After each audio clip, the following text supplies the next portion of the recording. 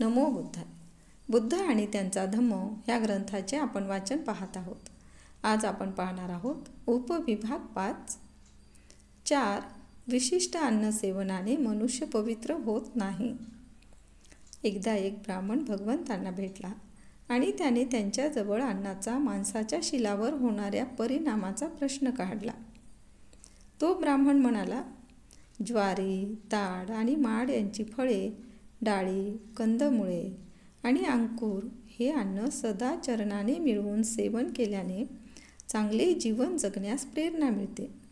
मृत मांस खाणे हे वाईट आहे.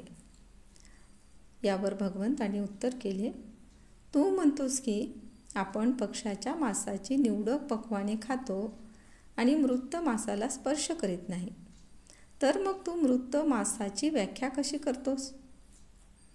हत्या करणे, शरीर विद्रूप करणे, मार देणे, बांधून ठेवणे, चोरी करणे, खोटे बोलणे, बनावट गोष्टी करणे, कपट, व्यभिचार करणे ही सर्व मृत मांस भोजनेच आहेत, मांस भोजने नव्हे.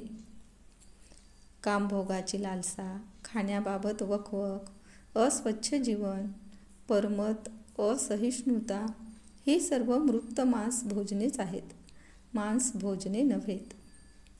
कोणाचीही त्याच्या मागून निंदा करणे, कौर्य, विश्वासघात, अनिवार्य सर्व शूद्र, कृपणता ही मृत मांस भोजने आहेत, मांस भोजने नव्हेत.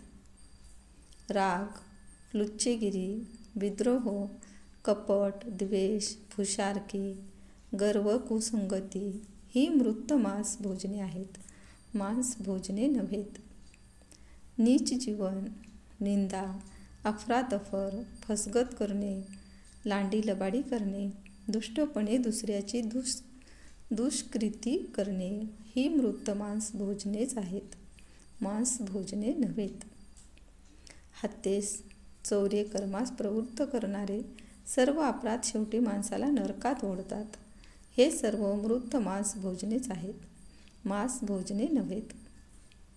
शंका घेणे हा ज्याचा स्वभाव, असा माणूस मांस मच्छा सेवनापासून प्रवृत्त झाला, वस्त्राचा त्याग करून दिगंबर अवस्थेत राहू लागला, शिरवा जटा मुकुट वाढवू लागला किंवा शिरोमुंडन करू लागला, वस्त्राऐवजी कातडी परिधान करू लागला, यज्ञयाग करू लागला, पुण्यर्जनासाठी तपश्चर्याचा अवलंब करू लागला, तीर्थात निमज्जन करू लागला, आहुती देऊ लागला आणि दुसरीही क्रियाविधी करू लागला, तरी तो कधीही पापरहित होऊ शकणार नाही.